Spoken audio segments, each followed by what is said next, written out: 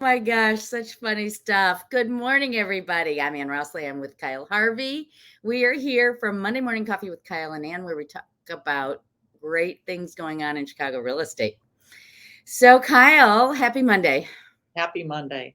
And people, if you hear a cat crying, it is my anxiety-ridden lunatic. So I apologize in advance. That's what we were laughing about as we came on the air. Oh my gosh, did you have a good weekend? I did. Did you? I had the classic Chicago weekend. It was spectacular. And I'll just share a little bit with you about what was going on. First, Saturday, it was a first for let me get rid of this. There we go.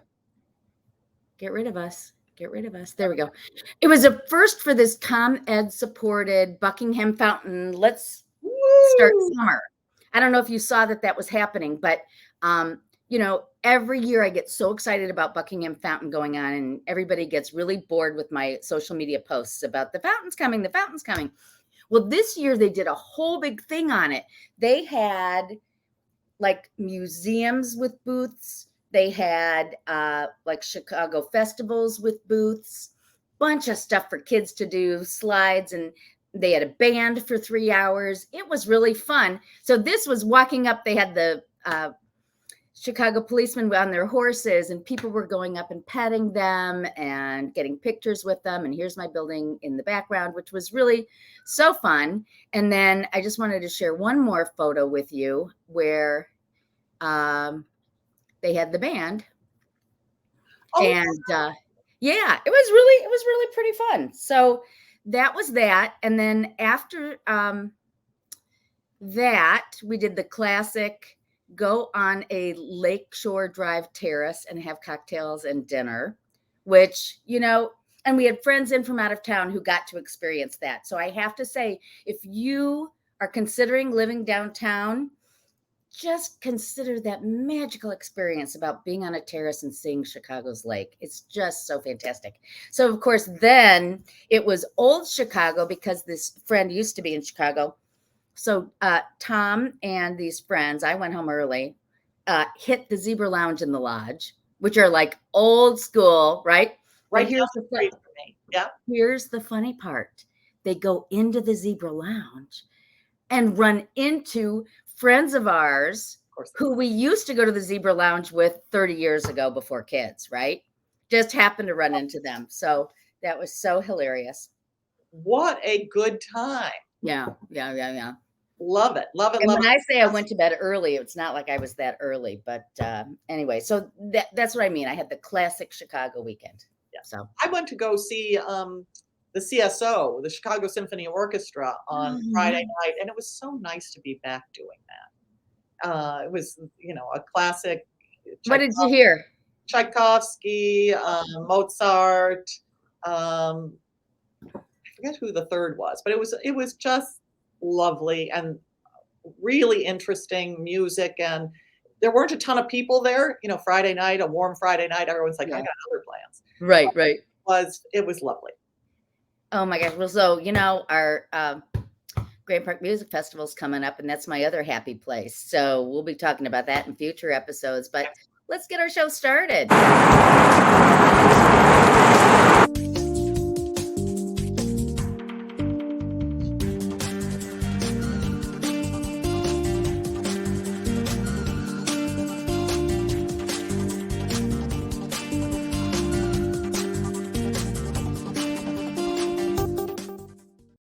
All righty.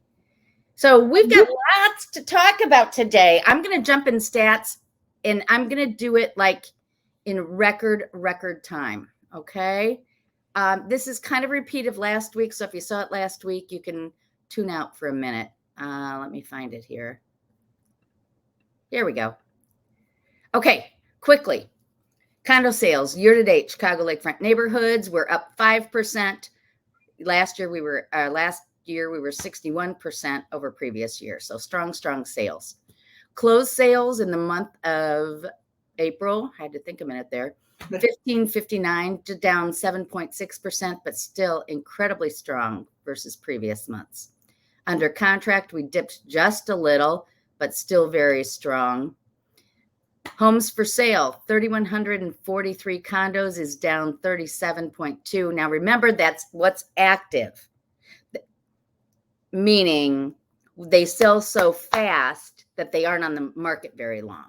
So it's not indicative of sales, it's indicative of what's available today.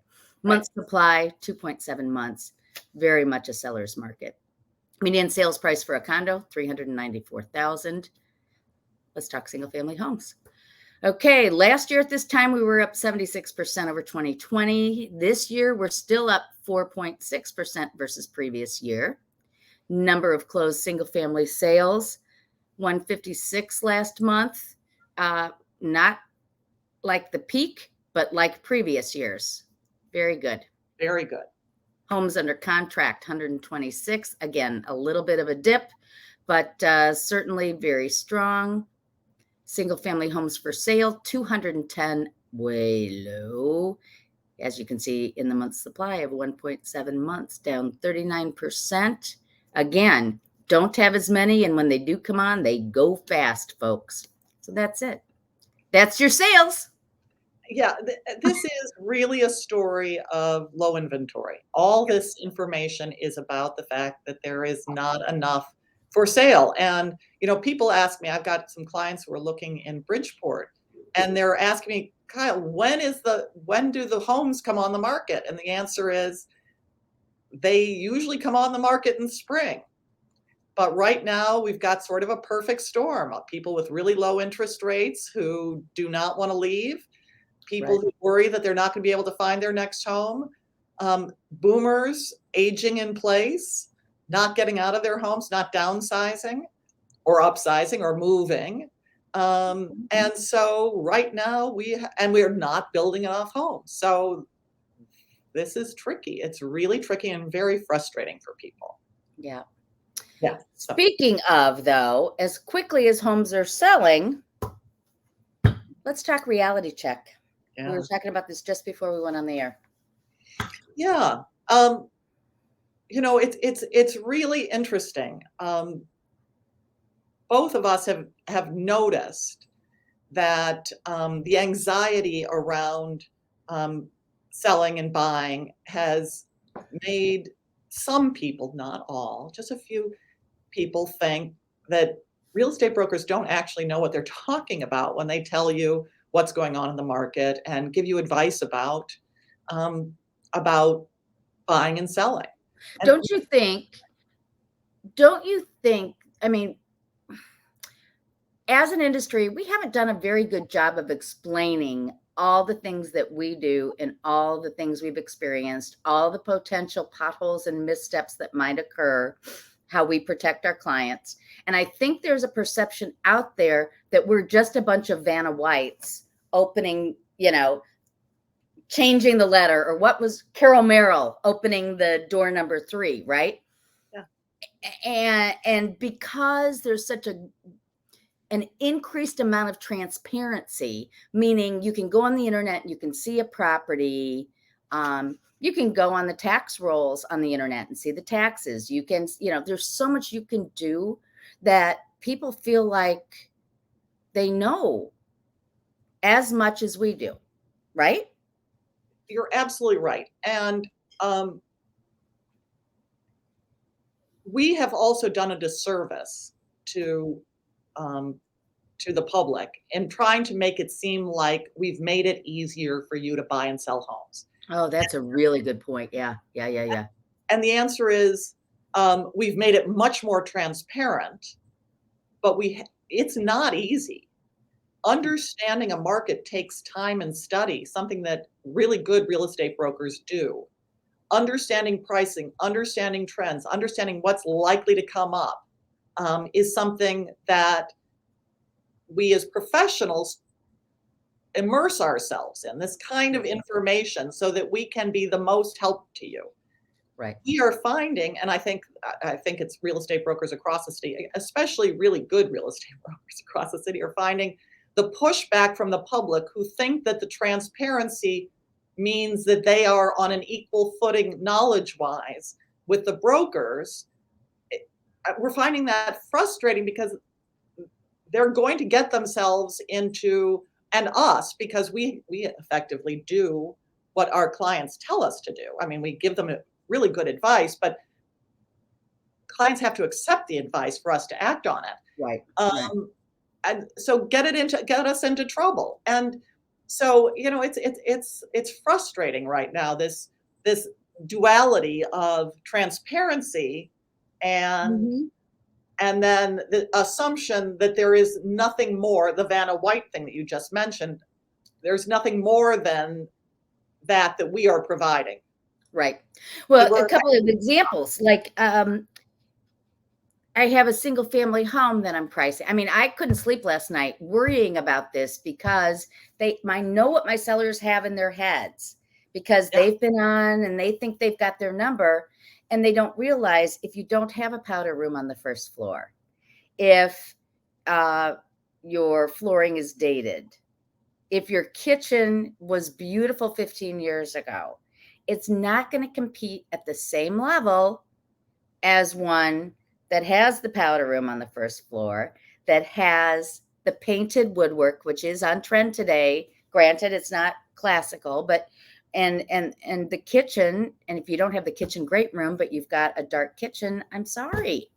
And it's interesting because, and tell me if you have experienced this as well, it's a very tricky thing to tell a seller the scoop on what's going on with their home without sounding like we're criticizing. Right. But we have to address those problems up front, because if we don't, then when we give them feedback on showings and we say it, they're like, well, where did that come from? The other thing is, by knowing these, we can anticipate the objection and we can overcome it. How much does it cost to do a new kitchen? How much does it cost to paint the cabinets? Where would you tuck in a powder room, right? And that's where our experience and knowledge comes into play. A complete agreement. In addition, I think people, when they love their property, but have to move or want to move, or they've lived in it and they've made workarounds, they think that property has attributes that it doesn't have. So a 15-year-old kitchen that was done in the style of that era, where you don't have actually a fan, you open the window. There are all sorts of things that you come up with workarounds, but other properties don't have that, and people don't want workarounds necessarily. They will at a price, but not at top price. I was in an apartment recently where the closets were the vintage closets, so they were effectively 6 by 3 narrow closets, and there's and that's the closet for the bedroom. Oh, look at this huge closet, and I'm like, I understand. I understand you think it's, but we could make it bigger. We could do interesting, or the next owner could do interesting built-ins. And my response is, it's not to make the closet bigger. It'll make it more organized, but it won't make it bigger. And people have stuff today. So I'm not saying it won't sell, but it won't sell for like a place with a big closet, so sort of, and so, and what I really enjoyed was they were like, well, we'll sell it at dirt, we'll sell it really low, and then they name a price that's what they're going for when they have a nice big closet. Yeah, right. So, okay, I know, folks, it sounds like we're complaining. We're not complaining. We're just trying to shine a little light on a topic just to think about. So and what did you say before? All these people who think they know as much as us. Well, see, if you think your broker doesn't know stuff, or that you know as much as he or she does, get a different broker. Go talk to somebody else that you think might be more knowledgeable, or interview other brokers. And truly, if you think you have the same amount of knowledge, there's something called for sale by owner. You can sell it yourself. And I don't recommend it because it's like being your own doctor, being your own lawyer. You don't have that distance and that kind of feedback that a Mhm. professional, somebody, a neutral can give you, but it can be done. So you can do it yourself. But if you're going to enlist somebody, find somebody good, somebody you trust, and listen to them. Well said. Well said. All Okay, right. now for the fun. Okay, today's luxury, and we're going to talk about luxury trends. Kyle's put together a little segment for us here. Well, I have to say thank you to Luxury Portfolio International. Hold on. It's going to take a second. I need to find. All righty. So Luxury Portfolio International is a global luxury network. We're a part of it through Baird & Warner because we're part of leading real estate companies of the world. They conducted a survey, and they do this every year, of high net worth individuals across the world. So this is not just US, this is around the world, for the state of luxury real estate, which is a report that they do. So this is the 2022 report, and it showed 5 core, except for it says 5 core, but it seems to be 7. So people, it's more. 5, 7. They're Lots the of important ones. So so overall, so this is the thing that they gave you. This is the summary of all of it. So I'll go through a home that represents a happy, satisfied life. And what does that mean? Gorgeous view, walkable, bikeable neighborhood. That's more relevant to Chicago. Short commute, easy access to nightlife. And the home evokes feelings of safety, comfort, control, and fun. Boy, So, isn't that everybody's dream home? Absolutely. An outdoor space that it's an adult playscape. So this gives you an example of the adult playscape. I love that. Adult playscape. Great So phrase. this is a big theme. So high-tech features, solar panels, smart tech home, and Wi-Fi extending to outdoor spaces. So, like as you can see under this, you see where it says smart security system? No. I can have my own home office under there. Give me oh, wait. See over here? You see No. that? Where's It's written on the it's on the left side. So underneath the okay. See, Yeah. I'm an old lady with glasses. Okay. No, it just says smart security system. But in any event, I have my office out there. So Wow, wouldn't that be Wi-Fi great? extending, and then under adult playscape, it reflects the individual's personality, large gardens, yards, orchards, fully equipped entertainment areas, outdoor kitchens, and fire features. So Yeah. all Sounds sorts. good to me. So I've got here, hold on. Here is a interior playscape. I mean, it's exterior, but it's a little courtyard at 3 West Burton Street.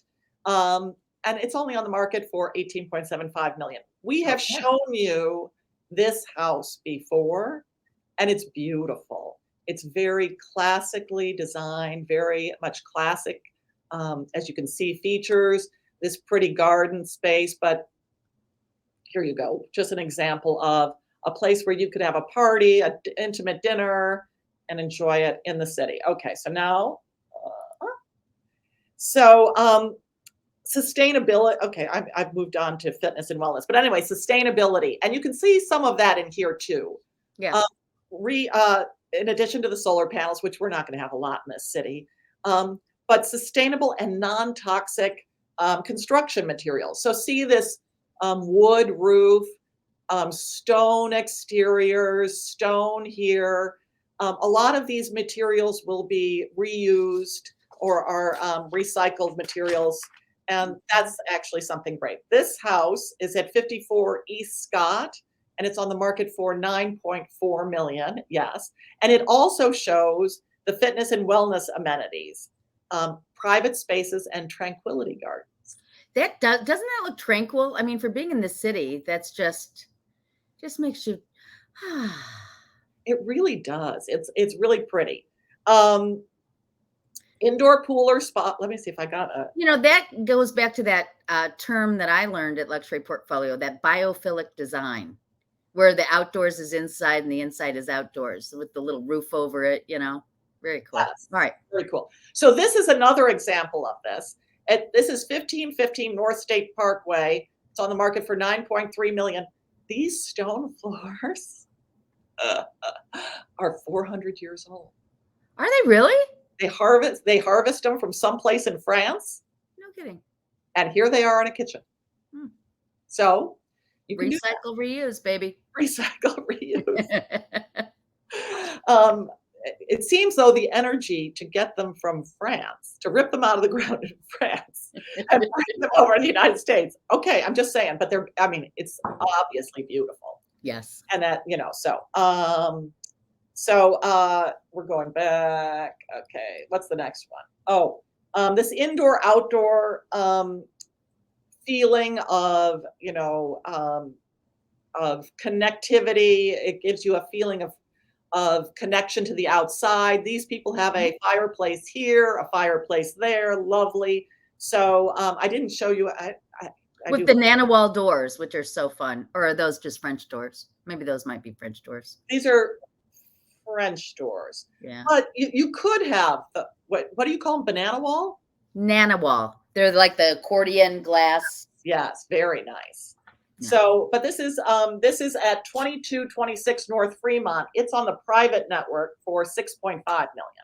Nice. And it's actually got some really cool outdoor space. And I think I don't show that. This is 1844 North Burling on the market for 6.295. And it's a very cool house. I think I show a picture of the interior, but look at that garden. Yeah, it's spectacular. Yeah. Oh, and the outdoor kitchen. Sure. Yes. Is that the same one? No, this is a different one. Then I'm showing you an outdoor kitchen.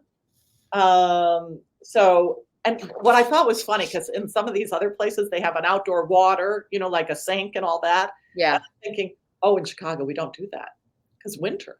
But they do. These people don't have, I haven't seen a kitchen that has a sink. I mean, they have a water connection, but not actually a sink. I've seen them. You've seen it? Because I would just think that would be seems silly, doesn't it? A flood ready to happen. Did I do that again? I made it. I zoomed. Sorry, I zoomed. That's all right. Okay. Oh yeah, there you go. The gym. So this is I think only a half court. This is at 1515 North Park, which is on the private network for almost $6 million. And it's a cool house with I thought you'd enjoy seeing that. Yeah. So fitness, wellness activity. Then which is harder to put in here, elevated security. So people are really caring about security. So backup systems for utilities, data, and internet. We all care about our internet privacy and our ability not to be hijacked. So monitored home security systems and smart door locks, CCTV, and or on-site security. So the on-site security is living at a building like 9 Walton, where you've got a ton of security to get into the building, or having a lot of video at your home if you have a private home. Do I have some more? This is the 2308 North Jansen. I just thought, my gosh. So here's all outdoor area. The outdoor area footprint is bigger than the indoor. Exactly. Isn't that incredible? I'm only showing the bottom floor just so you can see those gardens. Yeah. It's enormous. And I see that there are a couple spots where I could put in a pool if I wanted to. So just like that. And this is that same building with the indoor-outdoor component. So just a few more things that they found. Kitchen gadgets. So built-in coffee makers, cookers, blenders, cocktail mixers, all important. Dedicated wet bar. Butler's pantry and catering kitchen. You know how we always point out those cute little bungalows always have a downstairs bar? They are on trend. The formal dining room is back. People want a formal dining room. And in the kitchen, luxury brand or commercial grade appliances. People get a real kick out of having a commercial this or that. I, of course, don't. I'm having everything small. And which I thought was very interesting. And I tried to look for this trend in Chicago properties. I couldn't find it. Space for at-home outsourced services. So a separate kitchen for your private chef to prep meals, and a break area for the hired help. Yeah, we don't have enough square footage options downtown. Maybe in the suburbs, but yeah. Yeah, so I just wanted you to know that those are the last of the trends. I like those trends. Okay. So I'm going to quickly run through. Here we go. Top 10 condos sold, and I mean by price, and I'm looking in the lakefront communities here. This is May 1 to May 15. 1,009 condos have gone on the market. 716 have gone on the market, under contract. Wow. Closed. Okay. So most expensive, 435 North Michigan. Let me get my notes so I can read through this quickly. Okay. This was the most expensive one to go under contract. This is the new Tribune Tower, 3,505 square feet, 3-bedroom, 3.5 bath, $4,990,000 was the list price. And of course, these are pending, so we don't have sales prices. Number 2 most expensive, 800 North Michigan. Now I am in my Vanna White stage. Okay. Yeah. All right. 800 North Michigan. This is the Park Hyatt. And this unit, look at the wine thing here. Isn't that pretty cool? Wait. We've frozen. The screen is frozen. Maybe only for me, though. Oh, yeah. Oh, okay. Yeah. No, only for you. There we are. There you are. Okay. Now I've lost my, give me 1 second here. There we go. There we go. Yeah. Okay. All right. List price, $3,999,000. So call it $4,040,200 square feet. So almost $1,000 a square foot. Taxes are $72,000 per year on this property. Number 3, 2550 North Lakeview, 2,968 square feet, 3-bedroom, 3.5 bath. This is 34th floor, pretty much neutral inside, but that's the view you get. Wow. Next, 1209 North Astor. This is the penthouse unit listed at $2,995, 4,100 square feet, and there's the terrace. We've seen this unit and had this on before, and it's got little lake views. All right, next, 840 Lakeshore.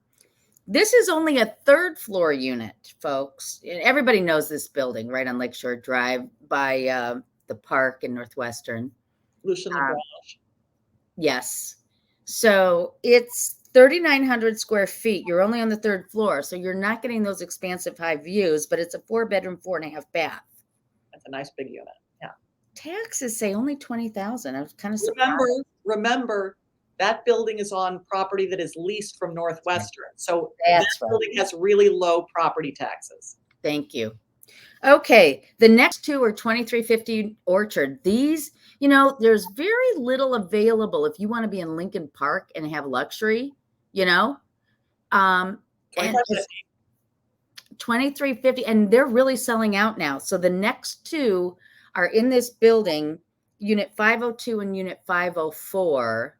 And these are pretty sterile looking interiors, but just to give you a sense, they're both priced at $2,575, and they're both 3-bedroom, 3 baths. Wow, those are gonna be really nice. So again, about $1,000 a square foot. Yeah. Okay, here's one you don't see very often: 1015 North Dearborn. These are pretty cool. This unit is 4,856 square feet, 4-bedroom, 4.5 bath, listed for basically $2.5 million. Okay, so it's really cool inside, and I didn't show a lot of inside, but I can't believe the agent put this picture up. You get a little, for $2,500,000, you get a little balcony, and here's your view. I just had to share that. I'm like, okay, somebody bought it. They had to be honest about it. Well, on some level, if this is going to upset you, we want you to know up front. Don't bother me asking to show the property if this is a turnoff. Right. I love it. Good point. All right, we're back to 2550, $2,285,000, 2,100 square feet, 3-bedroom, 3 bath. This is what it looks like inside. except it has this terrace. Isn't that That's lovely? that cannot be their own terrace. Yes, it is. Third floor. Isn't that lovely? Wow. Yeah. And that's why on the third floor with only 2,100 square feet, it sold for $2 million too. Oh my God, there's more space outside than there is inside. It's Yeah. beautiful. Isn't Wow. that wild? Okay. And the last one, number 10 on the list of condos sold in the last 15 days, 1943 Mohawk. This has been under contract, or excuse me, under construction for quite a while. Oh, let me tell you about it first. 3,679 square feet, 5 bedroom, 4.5 bath for $1,950,000. But I have to show you. You see this Wow. little thing right here to the left? Yeah. That's going on the market next week, and it's my listing right Oh, next wow. door. So for less money than this, you can have your own single family vintage row house. Just saying. Just saying. Just saying. All right. Do you want to quickly run through single families? Do you want to save that till next time? Save it till next time because we're out of time. All right. Everybody, thank you for watching Monday Morning Coffee with Kyle and Ann. It's been a pleasure sharing our thoughts about Chicago real estate. If you have any questions, please shoot them to us so we can talk about them on air. Kyle, you have a wonderful week. You too. Talk to you soon. Take care, everybody. Bye-bye.